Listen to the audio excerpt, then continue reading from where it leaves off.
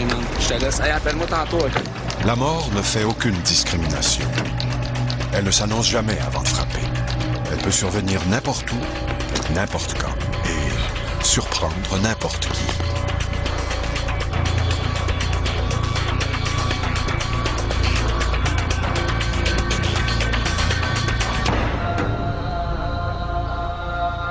L'histoire que nous allons vous raconter est celle de ces esprits qui semblent subsister, qui demeurent là où ils ont vécu, auprès de ceux qu'ils ont côtoyés avant de disparaître.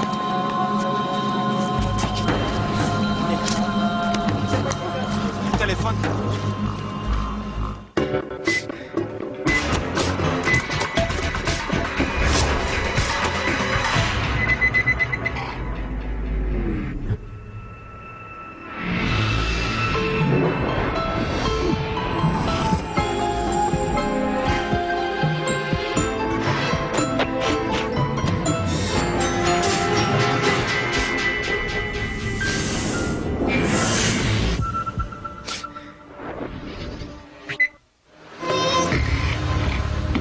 Affirmer connaître la vérité sur ce qui nous attend de l'autre côté de la mort.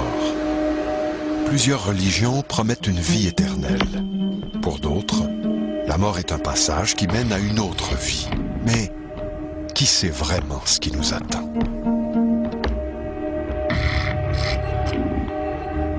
La mort, c'est le fait de rentrer chez soi, devenir ce qu'on est vraiment, ce qu'on a toujours été et ce qu'on a toujours désiré devenir, parce que sur Terre, bien sûr, on n'est pas comblé, mais là, on est enfin soi-même, éternellement. En fin de vie, comment les gens qui vont mourir perçoivent l'au-delà, je pense que c'est très positif. Lorsque la personne est prête, elle est rendue là. Le corps a donné tous les signes que la mort est imminente. Il y a un abandon, il y a une sérénité qui s'installe et c'est comme si la personne se disait, mais peu importe ce qui va arriver, je dois y aller et ça va être positif, ça va être quelque chose de bon qui va m'arriver. J'en ai vu des patients qui ont eu peur jusqu'à la dernière minute et qui se sont accrochés à la vie jusqu'à la toute dernière minute. Mais c'est rare. Notre peur de la mort, c'est très pareil à notre peur d'entrer dans le monde. D'ailleurs, les gens qui ont très peur de mourir ont peur de vivre aussi. C'est la peur de la mort, c'est la peur de la vie, dans le fond. Mais je pense que notre peur de la mort, c'est que, bien sûr, on ne sait pas ce qu'il y a de l'autre côté. Il n'y a personne qui sait vraiment... qu'est-ce qu'il y a... tu sais, la question, c'est est-ce que j'existe encore de l'autre côté et comment? Lorsqu'on arrive de l'autre côté, moi, mon guide m'a dit que quand il était dans son lit, quand il est mort, et il a tout simplement senti qu'il y avait un être de lumière au fond du lit. Il a senti qu'il était attiré vers lui, puis il est parti comme ça. D'autres passent par mon frère qui est mort subitement, qui ne voyait pas rien. Alors, il est mort dans un vide total, c'est-à-dire le noir absolu. Il ne voyait rien. Et ça a pris du temps avant que quelqu'un vienne, un être de lumière vienne le secourir, l'amener. Ça dépend de leur degré de conscience, ça dépend de ce qu'ils ont à apprendre aussi. Mais habituellement, tout le monde finit par entrer dans la lumière. C'est ça l'idée. Mais il n'y a pas de scénario uniforme. Hein? Recevoir un message d'une personne décédée, c'est réconfortant parce que la personne sait que le cher disparu est bien où il est. Communiquer avec les gens de l'au-delà, c'est communiquer avec une partie de soi-même qui est négligée sur Terre parce qu'elle est niée et oubliée, qui est le domaine de l'âme. On est tout d'abord des âmes. Alors ces gens-là nous rappellent que l'essentiel, c'est ça. La mort a frappé à notre porte. J'avais 11 ans la première fois, de façon assez tragique. Mon frère est décédé dans un accident de voiture à l'âge de 19 ans. Et par la suite, ça s'est succédé à un rythme assez particulier. C'est que c'était toujours à tous les 4 ou 5 ans. Alors, 4 ans après le décès de mon frère, ma mère a été emportée par un cancer de l'utérus. Après ça, j'ai encore perdu d'autres personnes dans ma vie. Alors moi, dans ce cheminement-là, j'étais en arrêt de travail et j'ai commencé à marcher. C'était ma seule médecine. Un jour, en revenant d'une de ces grandes marches-là, j'ai eu le réflexe d'écrire quelque chose sur une enveloppe et mon crayon s'est animé, c'est-à-dire qu'il n'est pas parti tout seul sur la feuille, là, mais mon crayon a commencé avec une pulsion à écrire des lettres, des consonnes, des voyelles, mais rien de cohérent, même pas des mots. Et ça allait très, très rapidement, comme pour me faire la main. Et au bout du compte, dans le bas de la page, il s'est écrit vraiment une phrase que j'ai pu décortiquer après pour reconnaître clairement un message de mon bon ami qui était décédé. Et ce fut le début d'une grande aventure. L'expérience de Marjolaine Caron, bien que rare, n'est pas unique. Il existe de nombreux cas où des gens racontent être entrés en contact avec l'esprit d'une personne décédée. Par exemple, l'auteur à succès Anne Robillard affirme être régulièrement en contact avec des esprits qui vont même jusqu'à lui inspirer ses romans. La mort de ma sœur Josée, c'était le plus gros choc de ma vie. Et Josée et moi, on avait 14 mois de différence. On était très, très près. Et au moment où elle est décédée, j'ai fait une dépression. Je savais pas ce que c'était une dépression suite à un décès. Et ça a duré 24 mois. J'étais 24 mois dans le coma, à ne faire que me lever, aller travailler, revenir, manger, me coucher. Je n'avais aucune vie. Et éventuellement, quand le choc a été passé, quand mon esprit était beaucoup plus réceptif, quand j'ai appris à méditer, à faire taire mes pensées puis à écouter ce qui se passe, j'ai eu des contacts avec ma sœur, qui m'a expliqué qu'elle était une âme catalyste puis qu'elle vivait jamais vieille dans ses vies. Et ça l'a beaucoup calmé de choses. Et je sais qu'elle est encore là. Josée, quelques temps après son décès, a commencé à venir me visiter dans mes rêves. Et toutes les choses qu'on aimait faire ensemble, on les a fait quand même, on les faisait dans les rêves. C'est comme si elle venait me rassurer. « Regarde, je suis encore là. Je peux pas venir te magasiner avec toi physiquement, mais on peut le faire le soir. »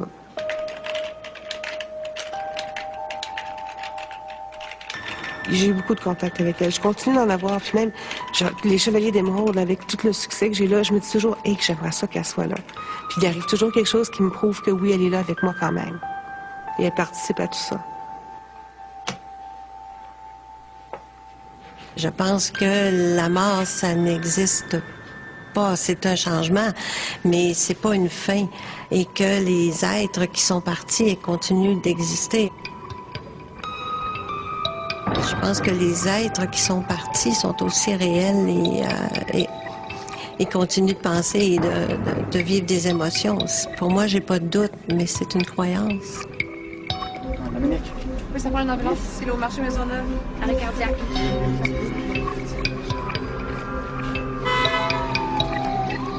Dominique est décédé à son retour du cégep. Il s'en venait à la maison. Il travaillait vers 4h30 à la pharmacie, près de chez nous.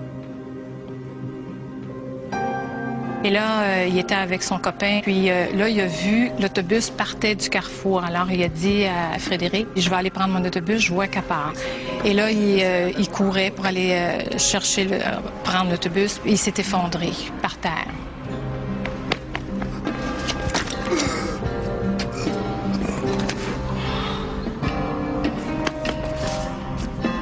Au décès de Dominique, la façon dont moi j'ai réagi, ça a été comme d'accepter simplement le fait qu'il venait de terminer sa vie.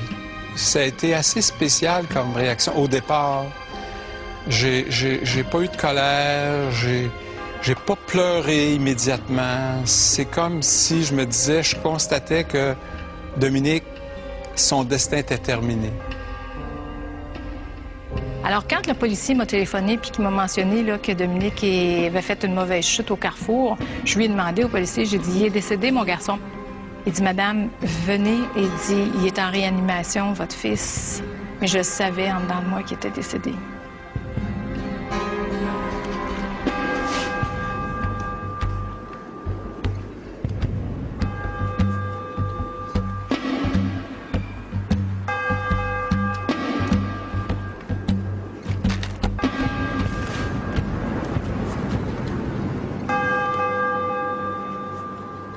Après la mort de Dominique, quand je me couchais le soir, j'espérais que le lendemain matin, à mon réveil, que c'était pour être un rêve. parce que je me disais, ça se peut pas, là, perdre un enfant si subit que ça. Le matin, tu le vois, puis après ça, c'est fini, là, on le revoit plus. Alors là, à chaque matin, là, les jours et les jours qui ont suivi le décès, j'espérais que ce soit un rêve. Dominique, c'était mon confident. Donc, il m'aidait beaucoup. Il était très, très, très patient avec moi. Puis, on était souvent ensemble. Puis, c'était pas seulement un frère, mais aussi un ami pour moi. La mort tragique d'un proche, c'est difficile à vivre parce qu'on n'a pas le temps de finir ces dialogues avec la personne. Elle disparaît et on ne peut dire son amitié, son amour et la personne meurt sans qu'il y ait des dialogues. On a beau se dire qu'on ne peut rien face à l'inévitable, mais l'être humain est tout de même animé d'une volonté de vivre qui le pousse à nier la mort. Alors, comment peut-on demander à des parents de trouver un sens à la mort de leur adolescent?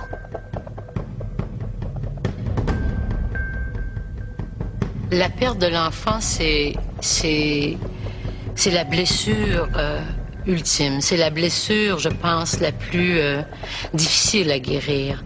Parce qu'on cherche à comprendre.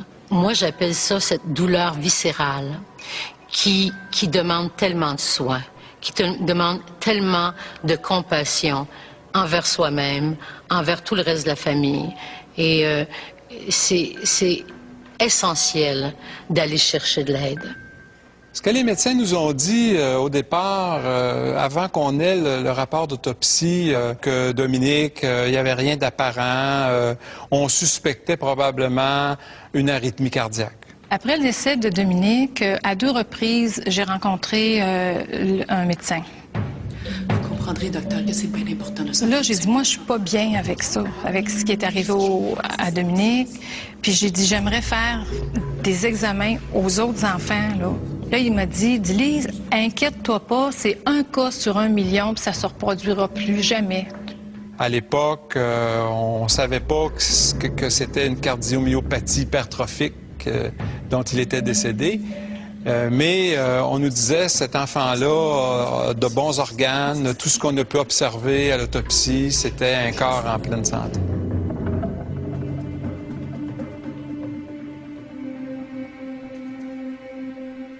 On quitte cette vie-ci comme on l'a vécue. Et des gens qui sont en colère vont garder cette colère-là. Ça va demeurer une injustice de mourir. Pour certaines personnes, la mort va rester inacceptable et intolérable jusqu'à la fin. Je pense que la réflexion personnelle qu'on fait tout au long de notre vie nourrit notre façon de mourir.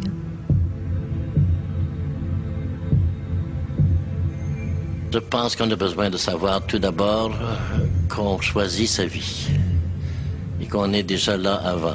Et c'est important qu'on sache que tous les gens qu'on a connus, surtout les enfants, les gens de la famille, ces gens-là soient encore en quelque part et qu'on puisse les contacter et qu'ils sont avec nous tout le temps. C'est très important, ça, pour l'équilibre de la personne. Les gens ont besoin de savoir que nous sommes tous éternellement unis.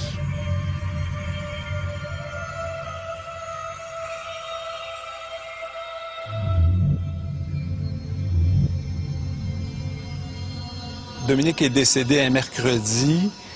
Dans cette nuit-là, le sommeil étant ce qu'il était, évidemment, assez léger, j'ai quand même senti sa présence. J'ai vraiment senti, à 2 occasions, que quelqu'un me flattait le bras. Alors, je pense que ça pouvait être Dominique. J'ai aucune certitude de ça, mais dans le contexte, j'aimerais bien penser que c'était lui qui venait me dire que tout allait bien, finalement. Quand une personne meurt, moi j'ai connu une grosse famille, lorsque 12 enfants dispersés dans le Canada, et lorsque la maman est décédée, les 12 sont réveillés durant la nuit. Il y a une sorte de communication immédiatement avec la mort.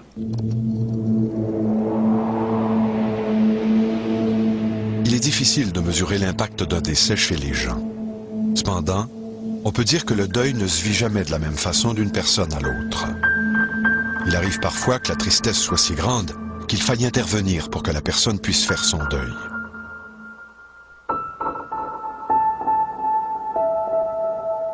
Ça nous a permis de se rapprocher au niveau familial, puis d'en parler. Moi, le fait d'en parler, ça m'a permis de mieux réaliser mon deuil, en fin de compte.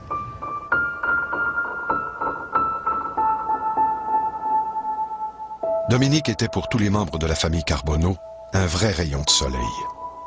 Son grand cœur, sa générosité en faisaient un être apprécié de tous. Dominique, comme garçon, c'était un enfant extraordinaire. Premièrement, petit, c'était un petit bonhomme qui était toujours de bonne humeur. Puis c'était un enfant aussi tourné vers les autres. Beaucoup tourné vers les autres. Puis c'était le don de soi, puis le respect des autres, Dominique. C'était ça, Dominique. Dominique, quand il était tout petit, je savais qu'un jour j'étais pour le perdre parce que ça n'avait pas de bon sens d'avoir un enfant comme ça. Il était tellement fin, là. Puis quand il partait pour l'école, je l'habillais, là. Tu sais, la maternelle, là, je l'habillais le matin, puis tout ça. Puis là, je lui aidais. Puis là, je me disais, monte sur ton lit, maman, elle va lever tes pantalons, puis tout ça. Puis quand il partait, je prenais un morceau de linge, là, son pyjama, des fois ça pouvait être sa robe de chambre, puis je le sentais, puis je disais, pas tout de suite, mon maman. Maman veut pas que tu partes tout de suite. Puis ça, j'ai fait ça jusqu'à l'âge de 17 ans.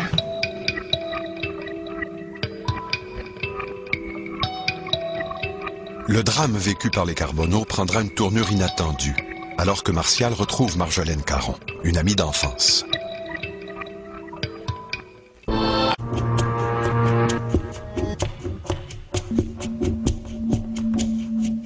De façon étrange, le nom de Marjolaine Caron refait surface à plusieurs reprises dans la vie des Carbonneau, et ce, par le biais de différentes personnes.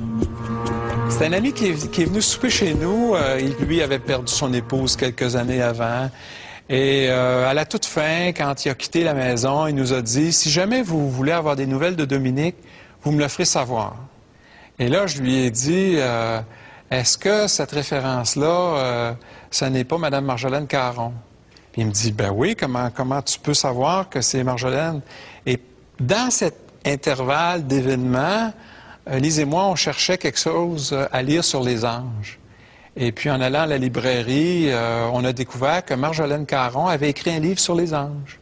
C'était assez cocasse parce que Marjolaine et moi, on a grandi ensemble. Mais on a été pendant plusieurs années sans se voir. Mon ami Martial Carbonneau et moi, on a fait notre école primaire ensemble. On vient de la même petite ville, Poiticook. Et je vous dirais comme 35 ans plus tard, ça fait que tout ce temps-là, je l'avais perdu de vue. D'abord, quand j'ai vu la photo de Dominique dans le journal, et tout de suite que j'ai vu Carbonneau, j'ai fait le lien avec Martial parce que il lui ressemble beaucoup à son père. Donc, j'ai lu et justement, j'ai réalisé que c'était ses parents. Et comme j'ai regardé dans le fond de ses yeux pour voir son âme, il m'a dit, je viendrai parler à mes parents. J'ai accompagné et j'ai eu des personnes qui sont décédées, de qui j'étais très très proche. Et personnellement, j'ai déjà eu la sensation qu'elles étaient encore présentes et qu'elles continuaient de communiquer avec moi, soit en me parlant, soit dans des rêves. Et je crois profondément qu'on peut continuer si on est ouvert, si on accepte les sensations et les images et les idées qui nous viennent. Il faut à un moment donné se dire c'est vrai. Et le prendre comme un fait et non pas se dire ça n'a pas de sens, j'ai pas pu la sentir à côté de moi, j'ai pas pu l'entendre me dire ça. Alors pour moi, oui, j'y crois profondément. Je ne communique pas avec les défunts, ce sont eux qui communiquent avec nous. Alors c'est important pour les gens de respecter ce qui viendra. Autrement dit, je ne pouvais pas claquer des doigts et garantir que j'allais rentrer en contact avec telle ou telle personne. On est un pont, on est un lien. Je ne suis en fait qu'un lien. Et quand on fait confiance, que le regard, comme je voyais sa photo, qui me disait « je vais venir leur parler », je suis là. Si tu as besoin de mon canal pour interpréter, ou peut-être qu'il ira directement donner un message à ses parents. Quand on a décidé de communiquer avec Marjolaine Caron, Marjolaine n'était pas surprise. Elle s'est empressée de me dire « Martial, si tu savais, ça fait 1 mois et demi que Dominique me donne des communications, me parle, puis il me dit, Marjolaine, un jour, tu vas t'occuper de mes parents, puis de ma sœur et de mes frères. » Puis on a pris rendez-vous rapidement, puis là on avait très hâte de voir qu'est-ce que Dominique pouvait vouloir bien nous dire à ce moment-là.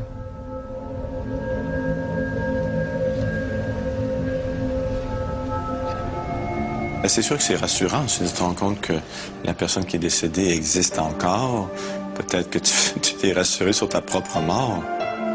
Tout le monde peut fréquenter les gens qui sont morts, qu'ils ont aimés, chaque jour. Quand on pense en termes d'un univers qui serait plus subtil que ce qu'on voit, ben c'est ça qu'on peut imaginer.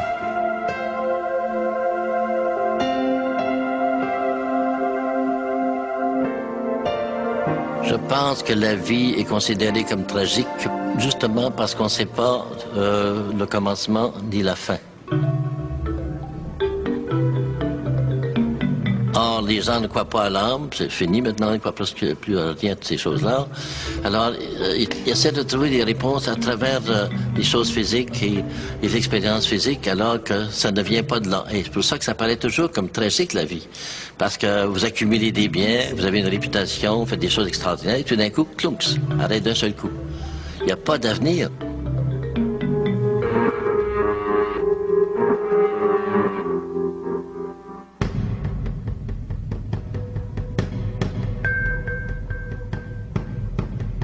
Quand on est allé rencontrer Marjolaine pour la première fois, Martial et moi, on était ensemble, mais je veux dire, elle nous a rencontrés individuellement. Ce que je me souviens, quand on est arrivé, elle dit « Votre fils, c'était une très vieille âme. C'était un sage, votre garçon. » Fait que là, on est étendu sur un petit fauteuil, puis Marjolaine écrit, puis elle mentionne de penser à Dominique. Puis elle écrit, puis c'est Dominique qui nous parle, parce que c'était impossible. Il y avait des choses dans ça là, que Dominique m'a dit, c'était impensable que ce soit qu'elle savait, là, elle. C'était les premières lettres de Dominique, des mots pour nous rassurer, pour nous dire comment il était bien, qu'il l'avait accueilli, pour nous dire aussi, pour nous signifier que c'était vraiment lui, avec des passages où, dans le fond, l'information, c'était que lui et nous qui pouvions savoir que c'était vraiment exact. Alors, ça a été vraiment des moments où ça nous a permis de nous apaiser et de comprendre ce qui se faisait. À ma petite maman d'amour, tu vas guérir, maman, je te le promets. Et tu le sais, je tiens toujours mes promesses. Entoure-toi de gens positifs et sois patiente, maman. Je vous ai montré la patience. Je disais souvent, c'est pas grave, faut pas s'en faire avec ça. Il faut pas s'en faire avec ça. C'était pour t'enseigner à détraumatiser tout dans la vie, maman. Je t'aime tant. Je me suis pas retenu pour te le dire. Dominique me donnait comme message que justement, lui, quand il vivait dans le monde astral, à un moment donné, Dieu lui a demandé s'il voulait revenir sur la Terre pour aider des gens à avoir le respect, le don de soi, à apprendre plein de choses, puis à accepter ça. Puis Dominique, c'était ça. C'était le don de soi, le respect des autres, c'était la bonté, c'était ça, Dominique. La tentation est grande de prendre ces communications comme étant une preuve qu'une parcelle de nous, que certains appellent l'âme ou l'esprit, survit au corps physique. Mais est-ce vraiment le cas? À cet égard, l'expérience que vit Pierre Lessard soulève elle aussi de nombreuses questions. Ce qu'on appelle la canalisation est dérivé du terme anglais « channel », qui signifie que le médium, lors de la communication avec un esprit, se transforme en un canal de transmission. Donc j'avais vaguement entendu parler de c'était quoi la médiumnité et je suis parti en voyage pour me retrouver moi-même. Et sur ma route, il y a un centre spirituel où je suis attiré. Je vais là, il y a un maître très connu dans le monde qui m'accueille et je lui pose la question en lui disant, vous savez, lorsque je ferme mes yeux pour méditer, j'ai mon bras droit comme ça qui lève spontanément et j'ai une décharge d'énergie du bas du dos jusqu'à la couronne et j'entre dans des états d'extase, mais je ne sais pas pourquoi ça fait ça. Et il se retourne vers moi et il me dit, en fait, il y a un maître non incarné qui entre dans ton énergie, qui stimule ton énergie fondamentale et qui te guide pour éventuellement guider les gens. Tandis que Dominique Carbonneau continuait de transmettre des messages à ses proches par le biais de Marjolaine Caron, certains membres de la famille ne voyaient pas d'un bon œil ses communications avec l'au-delà. Christian, il était un peu sceptique, puis évidemment, Christian, c'est un garçon qui était très respectueux. Alors, je pense qu'il nous disait avec un petit coin en riant que, bon, il prenait pas ça tellement au sérieux, mais que nous, si ça nous faisait du bien, c'était bien correct. Il n'insistait pas davantage, mais je pense qu'à l'époque, il croyait pas tellement à ces contenus-là. Même s'il y avait des choses qu'il voyait que c'était plausible, là, je pense pas. Puis il était tellement aussi pris dans sa musique, puis dans tout son agenda quotidien que je pense pas qu'il portait attention vraiment à ces lettres-là. Maman, la maison va se vendre au bon moment. Il est un peu tôt pour partir ailleurs. Tu pourrais être déçu de réaliser que tu n'es pas mieux ailleurs, maman. Je vous prépare quelque chose de très beau dans la nature. Ne force pas, maman. Sois patiente. Les messages de Dominique sont certainement réconfortants, mais il est difficile de ne pas être sceptique. Nous verrons après la pause que la famille Carbonneau est loin d'en avoir terminé avec les messages provenant de l'au-delà.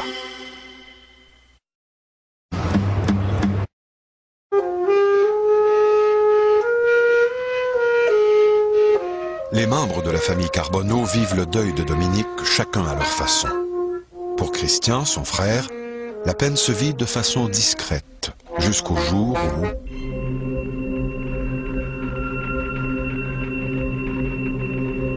Un soir, nous venions d'aménager la nouvelle maison à Sherbrooke et c'était en avril. Nous étions en train de faire des travaux dans cette maison-là et un soir, Christian m'accompagnait, puis finalement, on est retourné à Saint-Élie-d'Harford où nous habitions et nous avons mangé un peu ensemble. Il devait être 11 heures à peu près, puis nous avons regardé un petit peu de télévision ensemble. Et là, il a éclaté en sanglots. Je l'ai pris dans mes bras, un grand garçon de 6 pieds 1, là. Alors, il se sentait comme chagriné, mais en même temps comme épuisé, là. Il était comme déboussolé complètement. Dans la semaine avant qu'on était censé de déménager, j'étais allée chercher justement de la peinture avec ma mère, puis de la tapisserie, puis tout ça.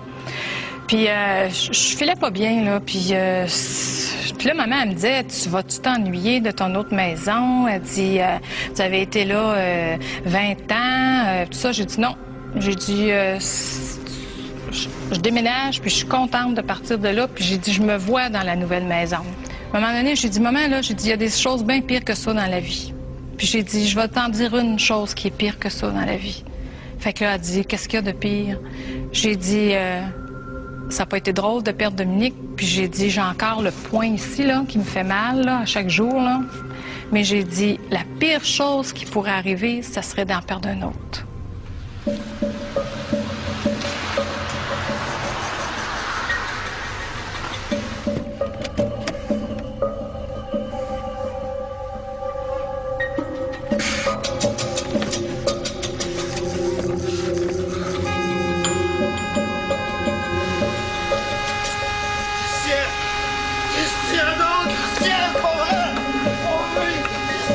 Le 18 avril 1997, Christian Carbonneau succombe à son tour de la même maladie que son frère Dominique.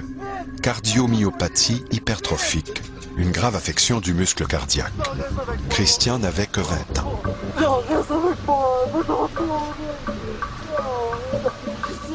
Le décès de Christian, ça a été inqualifiable, ça a été, je dirais, presque une révolte. C'était, moi, j'étais furieux, même si aujourd'hui, je comprends un peu plus que lui aussi avait son chemin de vie, je suis toujours avec l'idée qu'on aurait pu le sauver.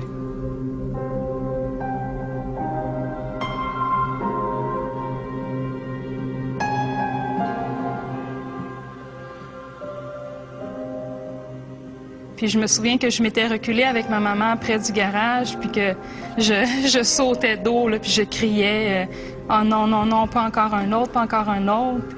Puis à un moment donné, je me suis reculée près des portes, puis là, j'ai regardé dans le ciel, puis là, j'ai demandé à Dominique, j'ai dit « Si ton frère a à revenir, puis qu'il sera plus jamais le même, je t'en supplie, viens le chercher.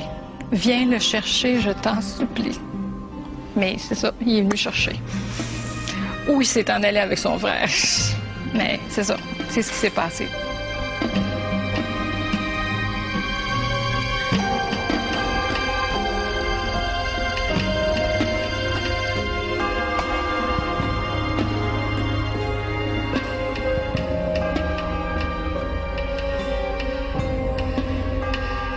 On perd un premier garçon, puis 20 semaines après, on en perd un deuxième. C'est tout à fait déboussolant.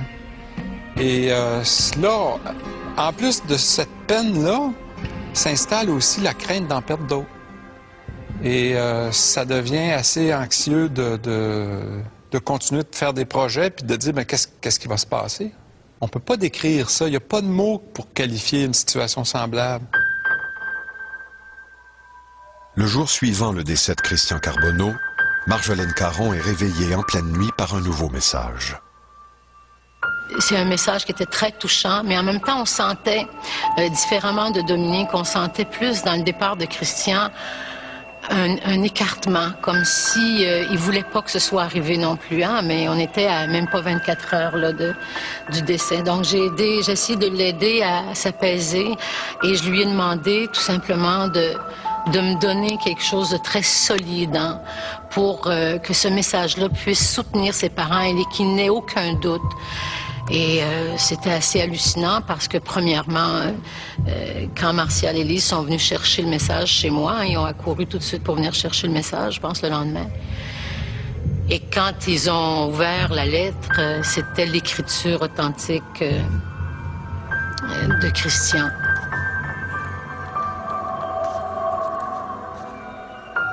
Alors, le premier message que nous avons reçu de Marjolaine Caron, de Christian, c'était un message de paix, un message où il voulait nous rassurer que tout allait bien et en même temps aussi de nous dire qu'effectivement, les communications que nous avions de Dominique, où là, il était un peu sceptique, c'était tout à fait existant. Il nous a expliqué aussi dans ses premières lettres comment le passage s'est fait. Entre autres, il nous décrit à un moment donné, dans les mots qui sont à peu près comme suit, je me suis retrouvé devant Dominique et je lui ai dit « Mais qu'est-ce que tu fais là? » Puis Dominique lui a répondu « Mais Christian, t'es décédé. » Puis Christian a répondu à son frère « Mais non, ça se peut pas, regarde, je suis tout habillé, j'ai mes jeans, j'ai ma chemise, je suis pas décédé. » Puis Dominique lui a dit « Oui, oui, t'es décédé. Si tu veux me suivre, je vais te guider. » La sagesse des esprits. Est-ce que cette sagesse qu'on attribue aux esprits ne serait pas simplement une projection qu'on se fait d'un idéal difficile à atteindre sur cette terre? Pierre Lessard reçoit sur une base régulière des gens intéressés à entendre les enseignements de Maître Saint-Germain. Mais de quoi s'agit-il au juste? Lors d'une première canalisation, le Maître Saint-Germain que je canalisais, en fait qu'on me disait que je canalisais, a demandé que je ne fasse aucune recherche, ni sur lui, ni sur sa vie, ni sur tous ses enseignements. Mais à travers les propos des gens, j'ai su quand même que sa dernière incarnation était au 18e siècle et qu'il était considéré comme le prodige d'Europe et qui œuvrait pour la paix dans le monde. Les prétentions de Maître Saint-Germain sont certes étonnantes, mais le plus troublant dans ce cas-ci, c'est le double niveau du discours tenu par un esprit et transmis par un être de chair. On peut se demander qui parle au nom de qui. Au début, par exemple, de leur expérience de canalisation, ils sont comme présents dans une double réalité. C'est-à-dire, ils sont présents à ce qui se dit, à ce qui se passe. Ils y assistent. Mais à mesure qu'ils peuvent abandonner, ou s'abandonner à l'expérience de cette énergie-là qui les pénètre, ils vivent une autre expérience intérieure. Ils sont plus dans un état de béatitude, de joie. Ils n'ont plus aucun souvenir de ce qui se passe là. Parce qu'au début, ce monde-là pense qu'ils sont fous, là. Tu entends des choses en toi, ça n'arrête plus, ça veut parler. Placide Gabouri ne s'en fait pas trop avec le jugement des autres. Il affirme être en contact avec des esprits aussi célèbres et puissants que Jésus, Socrate et Einstein. Mes contacts avec les êtres de lumière, comme on les appelle, se font à travers une médium, ou un médium, c'est surtout des femmes. Et j'ai fait un livre d'ailleurs qui s'appelle Les Compagnons du Ciel, où je raconte justement les rencontres que j'ai eues avec toutes sortes de gens, même Hitler, toutes sortes de gens extraordinaires de l'autre côté, et qui sont toujours vivants, toujours réels, et toujours beaucoup plus vivants que nous. Le 31 mars 1997, Lise Paquette retourne voir Marjolaine Caron dans l'espoir d'obtenir de nouveaux messages de ses fils. Je dis souvent aux gens qui ont de la difficulté à laisser partir un être cher, essayez 2 secondes de vous mettre dans sa peau et de prendre conscience qu'ici, nous qui restons, avons un deuil à faire, le deuil d'une personne à faire. Celui qui part doit faire les deuils de tous ceux qu'il connaît, de son propre corps physique, de sa propre ego, de sa personnalité, de sa maison qu'il aimait, de son travail, de tout. Dominique et Christian multiplient les signes qui sont pour les membres de la famille autant de preuves que l'esprit des 2 frères est toujours avec eux.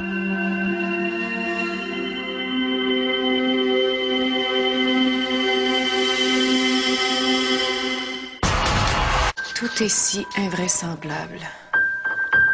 Je vous aime toujours autant et je vous suivrai dans votre cheminement. Pour la famille Carbonneau, malgré le fait que Dominique et Christian soient décédés, ils continuent de manifester leur présence, et ce, de façon de plus en plus inusitée.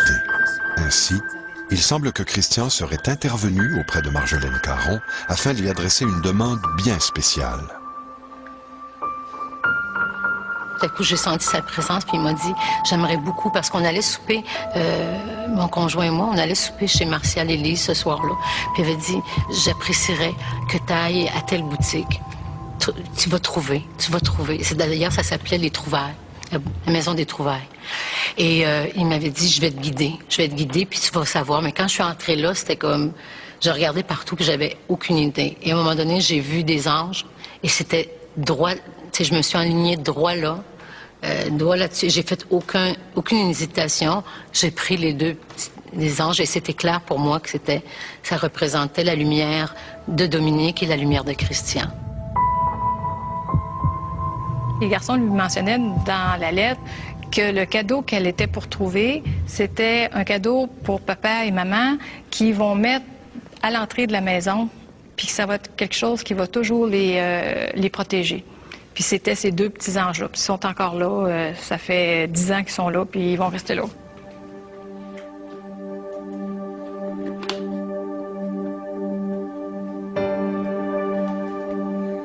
Acceptez que vous n'avez aucun pouvoir sur la vie des autres, sauf le pouvoir de les aimer, sans condition. On ne possède pas ce qu'on aime. Je vous aime tant, je vous donne ma paix. Voici le message de mon âme. Aimez. De recevoir ces messages, ça nous met un peu de baume, je pourrais dire. Parce que moi, ces messages-là, je les lis régulièrement. Puis à chaque fois que je les lis, je retrouve toujours une petite surprise. Je retrouve toujours quelque chose de nouveau. T'en souviens-tu de ça? Ça, c'était avant d'arriver à Québec, ça. Oui. Ça, c'est Christian Lemaire. Moi, j'ai eu pendant au moins, je dirais, 6 mois, une boule ici, là, à l'estomac, continuellement, comme un oppressement. C'était physique, ça. Et Élise, ça a duré presque 1 année, ça. Alors, quand on recevait des communications de nos fils, ça nous amenait à aller chercher un apaisement important, une paix de l'âme, finalement. Lorsque des personnes ont eu des messages de l'au-delà, c'est très certainement une bonne façon ou une excellente façon d'être consolé de ce départ-là, de savoir que la personne continue d'exister et surtout qu'elle est bien, qu'elle est en paix.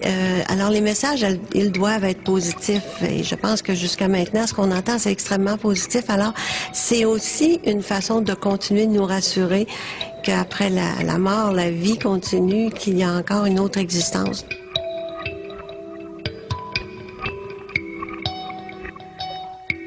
Je suis convaincue qu'il existe quelque chose de magique, de beau après la mort, qu'il existe une autre vie. Donc, je crois vraiment que les âmes sont vivantes.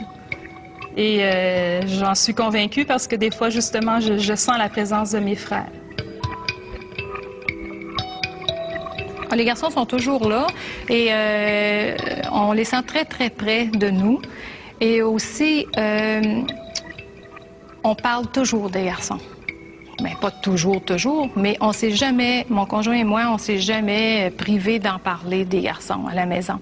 Et aujourd'hui, des fois, on fait des farces parce qu'on parle quotidiennement des garçons, puis des fois, quand ça se passe pas toujours bien dans nos vies, on se dit, ah ben là, il doit faire autre chose, là. Nos 2 clowns doivent être en train de dormir ou s'occuper d'autres choses, ils s'occupent pas tout à fait de nous, là. Puis, il se passe quelque chose qui fait que ça va mieux. Alors, on les sent encore très complices de nous.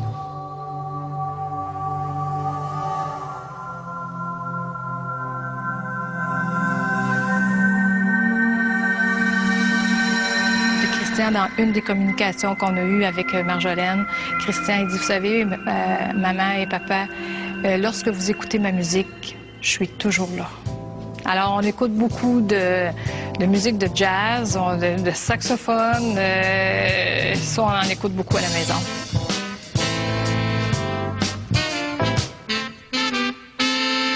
J'ai toujours honoré le don que j'ai reçu. C'est plus que de l'apprécier. J'ai honoré cette partie de moi qui s'était incarnée dans le grand plan avec un crayon au bout de la main. Hein? Donc, moi, je pense que d'être une messagère pour faire du bien aux gens, il n'y a pas plus grand cadeau de la vie. Aujourd'hui, même si elle ne fait plus de consultation, Marjolaine Caron continue d'intervenir auprès des gens qui en ont besoin par le biais de conférences et de son écriture.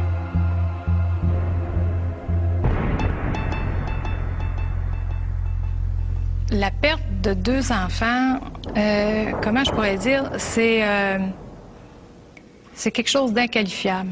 Tu peux jamais oublier ça. Jamais, jamais je vais oublier mes 2 enfants. Mais j'apprends à vivre avec ça. Puis je sais que j'ai 2 autres enfants que j'adore et que eux ont droit à leur vie. Alors, si je n'avais pas eu ces 2 autres enfants-là, je ne suis pas sûre que je serais là encore aujourd'hui. Mais ils sont là, puis eux ont droit à leur vie, ont droit à leur bonheur. Et c'est sur ça que, parce que je me suis vraiment, là, au décès des garçons, je me suis vraiment jetée sur ces 2 enfants-là, sur Sophie et Frédéric. Et je vais continuer de les aimer jusqu'à la fin. Puis, comme j'aime Christian et Dominique. Il n'est certainement pas facile de vivre en conversant avec les morts. Mais le travail des messagers de l'âme n'en demeure pas moins positif. Les messages qu'ils transmettent ne laissent-ils pas espérer que la vie sur Terre a un sens et qu'elle se poursuit ailleurs?